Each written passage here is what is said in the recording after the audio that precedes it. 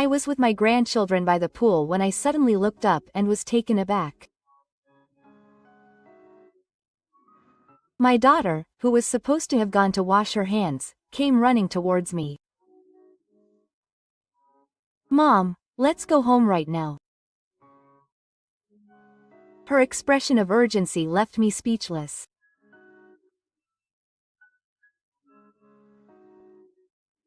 Without understanding what had happened, I followed Mizuki's instructions and wrapped each of my grandchildren in a towel one by one, then hurriedly got into the car parked in the parking lot.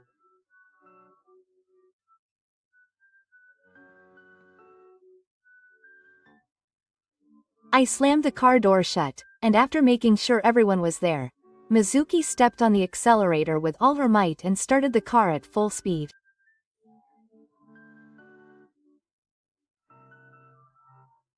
Mizuki's face, staring at the public pool building through the rearview mirror, was paler than I'd ever seen it, even as her mother. What happened next? Didn't you think something was strange? What happened? I waited for the traffic light to stop and asked her hesitantly, and Mizuki took a deep breath before answering in a trembling voice.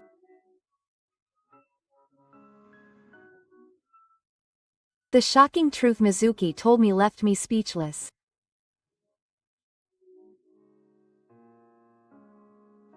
My name is Kaori Shibayama. I'm 54 years old. I am a lawyer who runs my own small law firm. I have been through countless battles in my career. The legal world is not easy. But I still love this job from the bottom of my heart.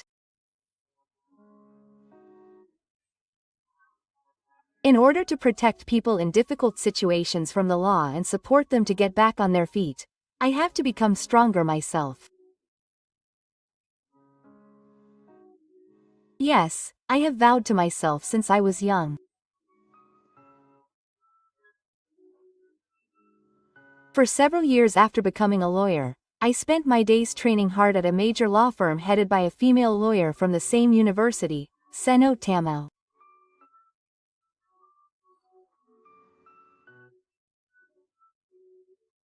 The teacher who raised Amada's lawyers is now a household name in the industry, and her students all over Japan, and even the world, are showing remarkable success.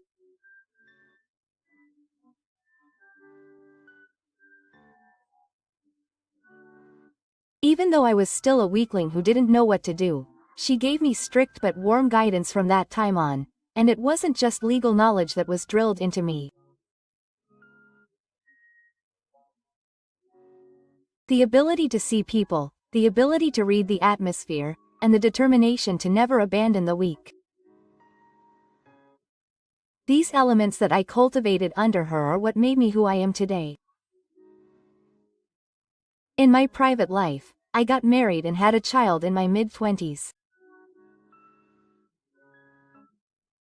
Unfortunately, the partner I chose was not someone who would affirm my way of life.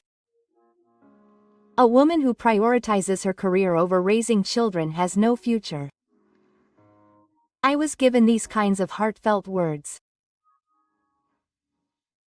It didn't take long for me to lose my love for him, who was so unsympathetic to my work.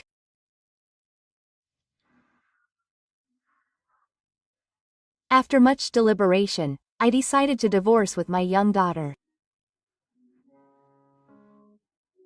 To be honest, it was not an easy path to raise my daughter while working as a single parent. Still, I don't regret the choice I made at that time. It was many times better than living a lie to myself and my daughter. My daughter Mizuki, born with my ex-husband, grew up healthy and is now 29 years old.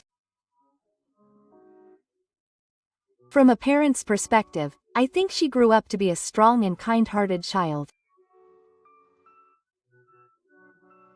Now I'm married and blessed with 3 children, and we're building a happy family. Her husband is single-minded and infertile, so she often comes to my house with her children to play.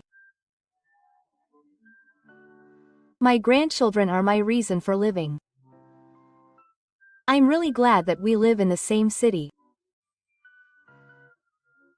No matter how tired I am from work, it's strange how touching those small hands instantly lightens my heart. The office is also doing well. Since leaving Mr. Tamo's office, I have steadily built up trust over the decades, and as a result, I am grateful to have a steady stream of clients. I also focus on nurturing young office staff and lawyers who are developing like my idol, Mr. Tamo. I now consider my office to be like a small family. Of course, it is not always peaceful and safe. When you stand in court, you may win or lose. But I will continue to protect what I must protect. I will never let go of this way of life that I am proud of. However, I did not know at that time. I was a little concerned about the quietly creeping shadow that would threaten the happiness of our family. This spring, a new office staff member joined the office.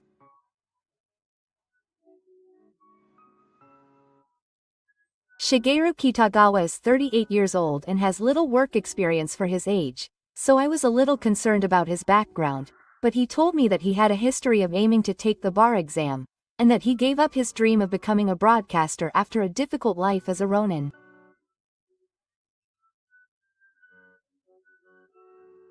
My first impression was not bad. He was modest and polite, and had a fair amount of legal knowledge as he had been taking the bar exam for many years, and he was quick to pick up other administrative tasks. Above all, his attitude of being familiar with me made me feel a sense of freshness that the other staff members did not have. Actually, I came to this office because I admired Shiba-sensei. Oh, really? Yes. I will definitely be of help to you. During the interview, he said that with shining eyes, and I was a little embarrassed, but his sincere words seemed to be true. I don't feel bad about the effort I've accumulated so far, as I think that it has influenced someone's life. However, as time passed since I was hired, I gradually began to feel uncomfortable. I don't know why, but the suspects always check my behavior. They want to know about my outside business plans and try to understand in detail what cases I am currently in charge of. When I return from a business trip, they stand silently at the entrance to the office to greet me. Moreover, they are indifferent to other lawyers and only ask about things that are necessary for work. Shibayama-sensei. Welcome back. Thank you, Otagawa-kun. You don't have to greet me every time. No, I do it. Because I like it. Right. Don't push yourself. At first I thought he was enthusiastic, but when it happened every day, I was frightened. His attitude towards my office colleagues is also somewhat strange. Perhaps because he was so keen to be recognized by me, he began to make blatantly condescending remarks about other staff members. That person is not worthy of being Shibayama-sensei. His statements of superiority, such as, "I'm more useful than you," leaked out to me. He seemed to be saying it in secret, but I doubted him. You don't need to be so tense. This is not a place to compete. We're all on the same team. One day, he quieted down with a suspicious look on his face, and then he said, as if squeezing it out, "Thank you. But I think there was a hint of dissatisfaction in his eyes. It was as if he was saying, "I'm doing it for your own good." Obsession is similar to respect. Looking back, I think I was beginning to realize the danger of it. But at that time, I didn't understand it exactly.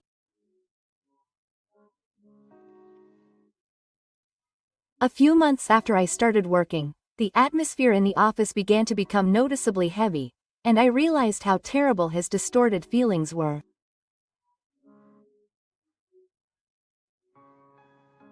The first trouble to surface was something trivial.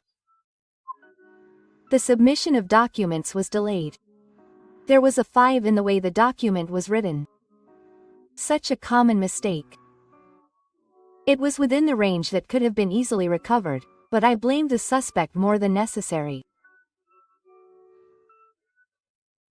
Don't you feel sorry for making such a basic mistake to Shibayama-sensei? Please don't embarrass the teacher too much. Just quietly and persistently corner the other person. It didn't take long for rumors of such interactions between the suspect and the office staff to spread here and there. The young staff member in charge of reception at the office, the secretary, also acted as if he was recognized by Shibayama-sensei. He only got involved in cases that he thought would be successful, and if it went well, he took the credit for it. If it failed, it was all someone else's fault. At first, I tried to interpret it as just being too hard on the suspect. But complaints about him started coming to me almost every day, and I gradually began to find it hard to admire him. "Mr. Sagawa, why do you corner other people so much? I told you before. We're all part of the same team." I pointed this out carefully, but the suspect, who faced me in the interview room, remained expressionless. He just remained silent while waiting for an answer. Even when I gently warned him, there was no improvement. On the surface, he would say that he would be careful, but the next day someone was crying again. So I decided to have individual interviews with suspect as many times as possible. I decided that I couldn't take an ambiguous attitude in order to protect the other staff. However, with each interview, an eerie sense of discomfort grew in my chest. It felt like his eyes were looking at me, but also at something else.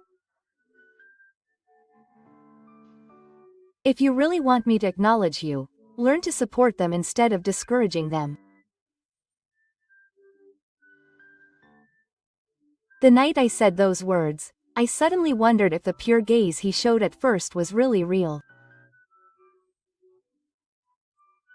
And at the same time, I felt a small inheritance in the depths of my heart. I thought that if this continued, something irreversible might happen. The interviews with suspect had become just a formality. No matter how many times I warned him, he would repeat the same thing. Gradually, he took a rebellious attitude towards me and developed a self-centered victim mentality. No matter how hard I tried, Shibayama-sensei would never acknowledge me in the end. When he spat out those words, his eyes were quietly but surely clearing away his madness. Every time I retired with him, anxiety began to grow in my chest. It probably started to grow. If I didn't produce results, I wouldn't be recognized. I had to prove that I was more useful than anyone else. Driven by such a small official, he gradually began to show signs of going out of control. One day, Mizuki invited me to take my children to the public pool. I was looking forward to a peaceful weekend with just my mother, children, and grandchildren for the first time in a long time, but when I was casually talking about it in the office, something surprising happened. Suspect, who had been listening to the conversation for some time, interrupted with shining eyes. Sensei, I'll help you too. I can carry your luggage. Thank you. But your feelings are enough. I immediately, but as politely as possible, refused. I can't bring my subordinates to my private time. Above all, his recent unstable behavior may have some effect on my daughter and grandchildren. Just thinking about it made my heart go cold. But I didn't doubt it. He kept insisting that he wanted to be helpful and repay me. I'm really fine, so you should take it easy on the weekend. He finally backed down after I said that. But his expression was darker than usual.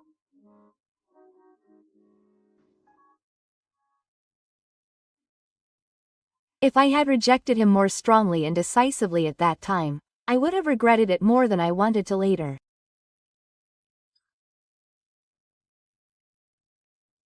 And on the weekend, the moment we arrived at the public pool, my 3 grandchildren all finished their swimwear at once. Seeing the children changing into their swimsuits and frolicking with colorful floats, I felt truly healed. Here, I could forget about work and all the doubts. That's how I felt. While taking turns watching over the 3 young children with Mizuki, I enjoyed a peaceful family time for the first time in a long time. The splashes of water, the laughter, the sky, everything was peaceful. Until that moment, I was resting with my grandchildren by the poolside, but when I suddenly looked up, I was taken aback. Because my daughter Mizuki, who was supposed to have gone to wash her hands, came running towards me. Mom, let's go home now. I couldn't speak immediately because of that dangerous expression. In the end, not understanding what had happened, I followed Mizuki's instructions in silence, wrapped each of my grandchildren in a towel in turn, and hurriedly got into the car parked in the parking lot. After closing the car door on the heater and making sure everyone was there, Mizuki stepped on the accelerator as hard as she could and started the car. Staring at the public swimming pool building through the rearview mirror, Mizuki's face was paler than I had ever seen it, even as her mother. What on earth happened? Didn't you think something was strange? What happened? I waited for the traffic light to turn and asked her hesitantly, and she took a deep breath and answered in a trembling voice. That man was there. The man from... You see, there was a strange man in your mother's office. Are you talking about Kawa-kun? For a moment, my mind went blank. Mizuki had met him suspiciously when she had stopped by my office before. After that, I asked her to talk briefly, so it seems that my daughter thinks of suspect as an odd subordinate. Mizuki continues as I remain silent. Just now, while the kids were playing, I saw a man doing something secretly to a life jacket. When I looked closely, I saw that he had poked a hole in the jacket with something sharp. He was definitely planning to make it look like an accident and drown her. As soon as I understood what he meant, I felt a chill as if my whole body had been immersed in ice water. Suspect's recent behavior flashed back in my mind. He would do anything to be recognized by me, his boss. He would stop at nothing to prove his existence. That gaze of impatience and madness. This was not just idleness or a random obsession. It was undoubtedly malice. I pressed my clenched fist against my knee and somehow managed to suppress my trembling. I would never forgive him. A low, cold voice that even surprised me escaped. Mizuki gently placed her hand on my shoulder. Let's go to a safe place first. I'll think about it afterwards. I nodded slightly. With anger, fear, and sadness in my heart, I made a decision deep in my heart. I will never let him go. He tried to hurt my precious family. I will make him pay for his crime. From the beginning, neither I nor Mizuki had the option of going straight home. If by any chance suspect was following us, there was a possibility that Mizuki's house would be discovered. To prevent that, I took Mizuki and my grandchildren and went straight to a hotel in the city. After paying the full amount for the royal car and escaping to a spacious suite, I finally felt the cold fear that had built up deep in my heart soften a little. What should I do now? I'll just gather evidence. After putting my grandchildren to bed, I quietly went to Mizuki, checking the hole in the life jacket. My anger and hatred were hidden, and my mind was wrapped in a strong armor of reason. If I get emotional, I lose. It is necessary to calmly and surely corner a type like suspect. First, I called the pool facility. I explained the situation to the management office and asked them to check the security camera footage. The facility side kindly promised to cooperate. Perhaps they judged it to be a serious problem concerning the safety of the children, or perhaps they heard about my title. The next morning, I headed to the public pool. As soon as I introduced myself at the reception, the manager guided me to a small room. I stared intently at the video from the previous day that was transferred to the monitor. There, I could clearly see the suspicious figure chasing after his grandchildren with their life jackets in his arms. Furthermore, his movements of digging for the life jacket that had been left behind his grandchildren who had climbed up to the poolside were also clearly recorded. I could also see from the video that he was holding something like a sharp screwdriver. It was clear that he had damaged the life jacket. Now there is no way he can deny it. I was surprised at how cold my voice was. I also decided to directly question the staff who were in charge that day. One of the staff members gave me the following testimony. By the way, yesterday there was a man I had never seen before wandering around the children's pool, and when I tried to call out to him, he ran away. Oh, he was in his late 20s, that's right. It was this man. When I showed him the camera footage, the young staff member nodded vigorously. There's no doubt about it, it was suspicious. It was that man's work. On the way back to the hotel, my smartphone vibrated. The name of a familiar song appeared on the screen. When I opened the email, there were a bunch of innocent sentences. It seems that he is planning to deny it after such an outrageous act. Did you have fun yesterday? I would love to join you next time. At that moment, my heart shook. My vision was about to turn red with anger. But I took a deep breath. If I let my emotions explode here, I'll get what he wants. I had a lot of fun. I hope we can join together if we get the chance. I replied inoffensively. I'm going to make him realize that I have evidence of rebellion, but I'm going to make him regret from the bottom of my heart that he laid hands on my family. I started to think quietly about my next move. This is no longer my battle alone. I have no choice but to rely on that person. In my mind, I recalled the face of my former teacher. After completing my investigation, I returned to the hotel and was alone in the lounge, deep in thought. I couldn't let it end like this. I had to expose the book by the man named Kawashi to Shirami.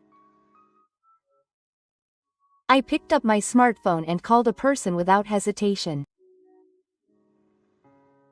Mr. Dao, it's been a while.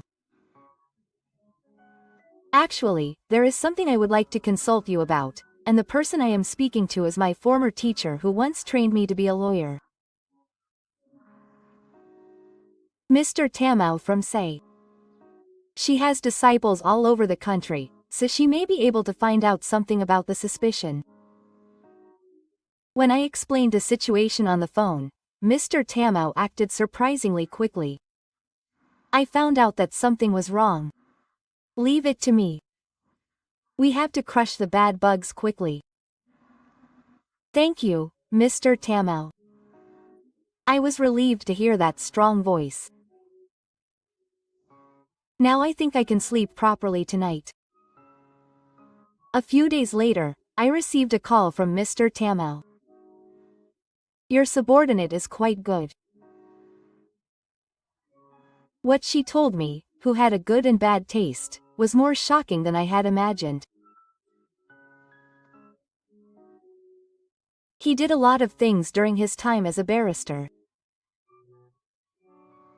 He was accused of cheating at the exam, and threatened a classmate who noticed it. There are also testimonies of other nuisances. He also took on an unreasonable case without permission from Komeito, which was also causing trouble at a small law firm, which ultimately led to him being fired from the company.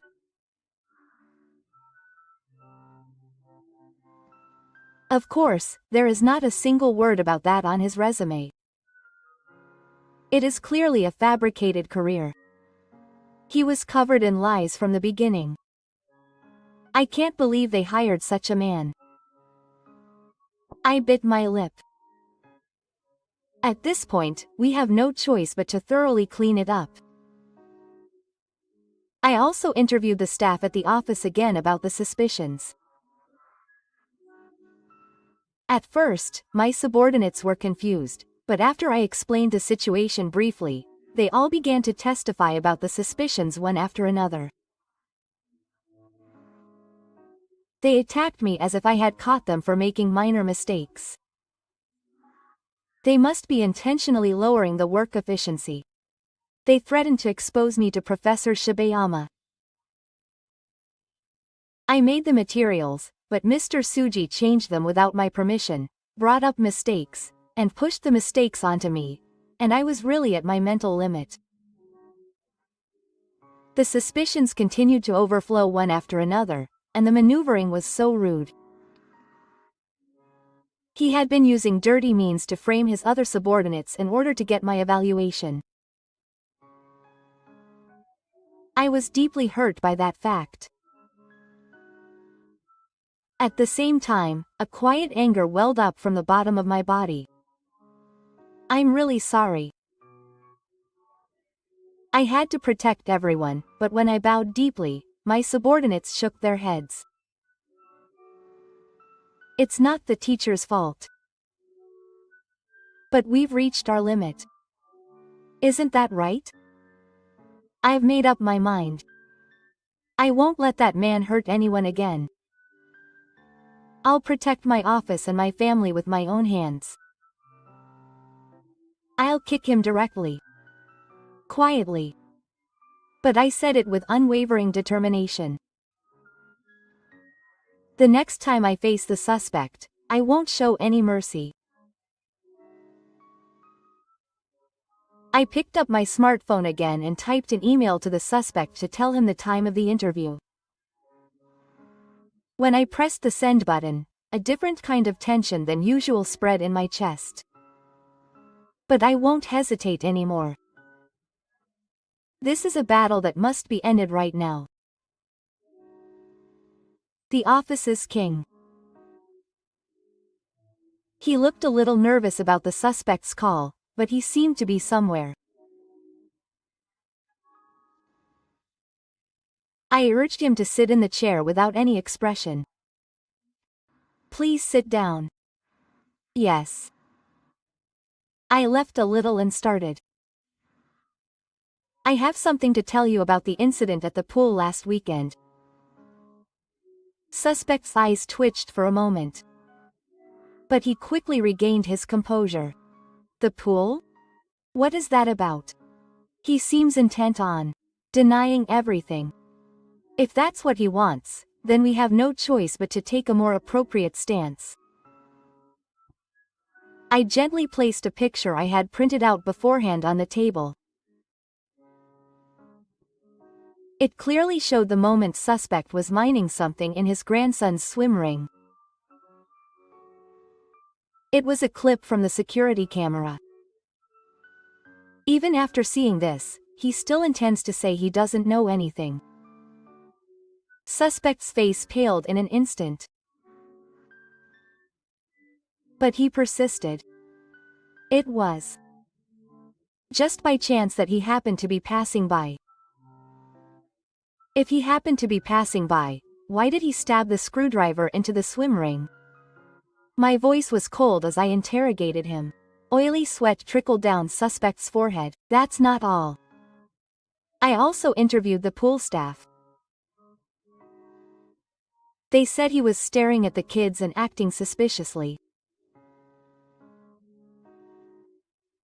There was a moment of silence, and then suspect muttered in a low voice. I wanted the teacher to acknowledge me. How can I acknowledge you by drilling a hole in a child's swim ring? I couldn't help but narrow my eyes at the thought of the teacher thanking me if I save a drowning child. You deliberately drowned a child to become a hero. That's how you do things. No. I hastily denied it, but my voice no longer had the strength it had before. I stood up from my chair and looked down at him. It's a complete failure as a person to put a child's life at risk for your own petty business desires. I can understand why you couldn't become a lawyer. Please listen to me, Shibayama-sensei. I'm just going to shut up, I said sharply, and Doubt shook his shoulders in surprise. I took out a piece of paper from the drawer and slammed it on the desk this time. This is for you. It's. No wonder Doubt was speechless. In front of him was a skeleton book. You are a deputy head of the association. There is no place for you in our office. I would appreciate it if you could leave immediately. I'll send the packages together later. Please wait a moment. That can't be allowed. Suddenly firing someone without a valid reason, even though it was just a child, you tried to harm my child. It's only natural for an employer to fire someone with problems. And it's not just this time. What do you mean, it? Seems you've done a lot in the past. When you were a bar exam retaker, you cheated on a test, and threatened a classmate who noticed it. When I told him that you were fired from your previous office due to interpersonal troubles, he became suspicious. He trembled his lips and glared at me as if he was seeing something unbelievable. He opened his mouth to argue, but words didn't come out easily. It's probably because everything I said was true. While he was quiet, I decided to finish him off. You made false statements about your past history in the interview for the new employee, and in order to gain my evaluation, you ignored my advice to resign and repeatedly caused trouble, and caused the failure of our office. I believe that you are worthy of termination of your employment contract. Kawa looked shocked for a moment, but gradually his face twisted in anger and he raised his voice. Who do you think you are? I don't want this office. Shouting echoed throughout the office. I could feel his subordinates following him from the other side of the door. I told him quietly but clearly. Don't show your face in front of us again. Before I could finish my sentence, Uta spat out a line, violently opened the door and left. Needless to say, there was no one to stop him.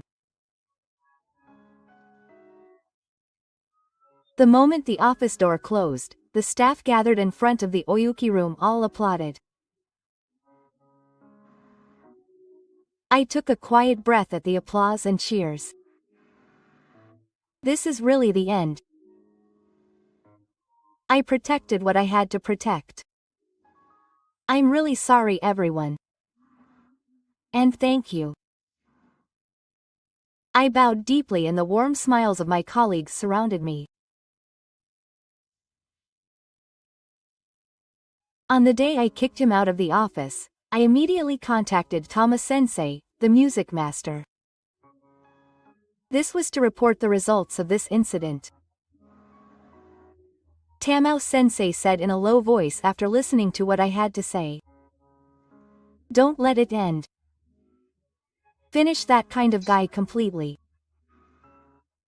Use my network. I nodded obediently. Behind Tamao-sensei is a network of judicial connections that spread all over the country. If she moves, the information will be shared immediately wherever suspect goes. Within a few days, rumors of suspects' past problematic behavior. This dangerous behavior spread throughout the industry. Even if he tries to get a new job, no one will hire him. In fact, when suspects started looking for a job later, both the Judicial Scrivener's Office and the Administrative Office's sub-office turned him away. It's the business's fault. I muttered calmly. But this is not the end.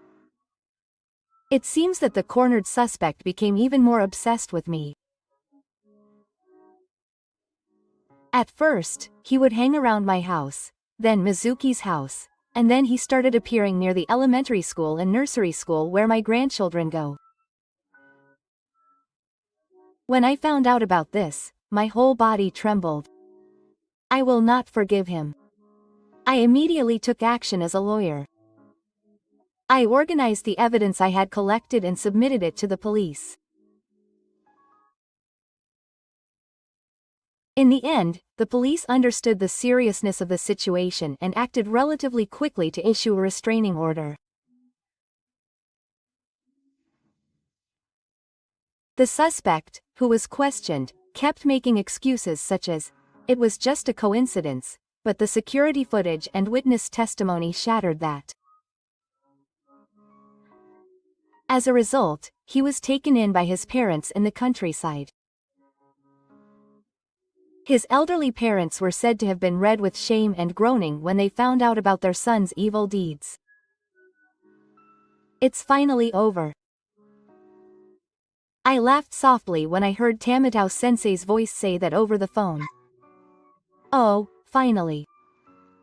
And so the suspect lost everything: his social credibility, his job, and his future. Maro, a man who was once obsessed with me and ran wild with the sole desire to be appreciated. He didn't even feel pity for his former subordinates. I truly thought I was able to protect what I had to protect.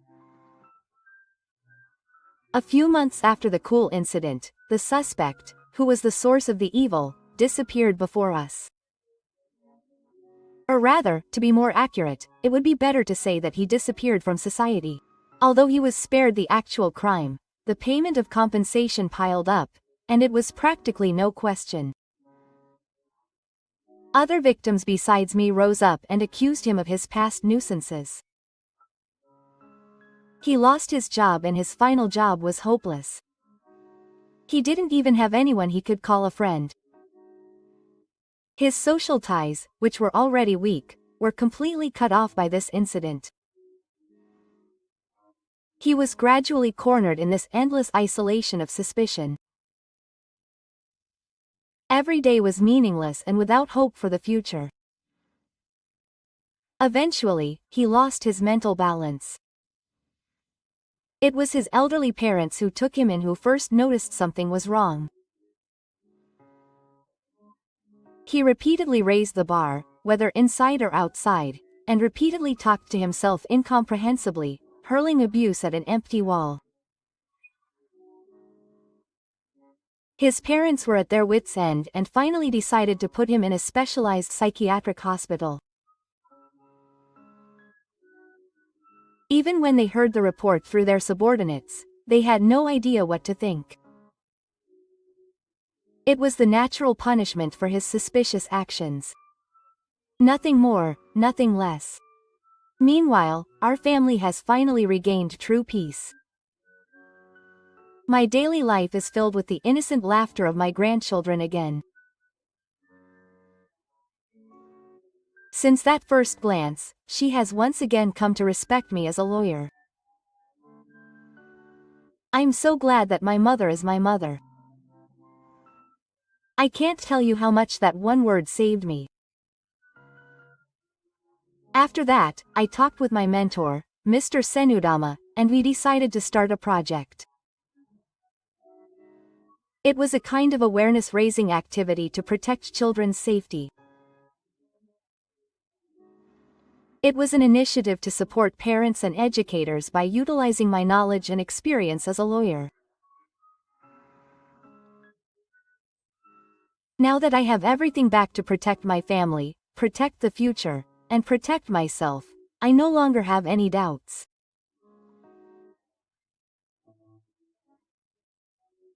As I watched the smiles of my grandchildren growing day by day, I certainly felt that a warm future was unfolding before me.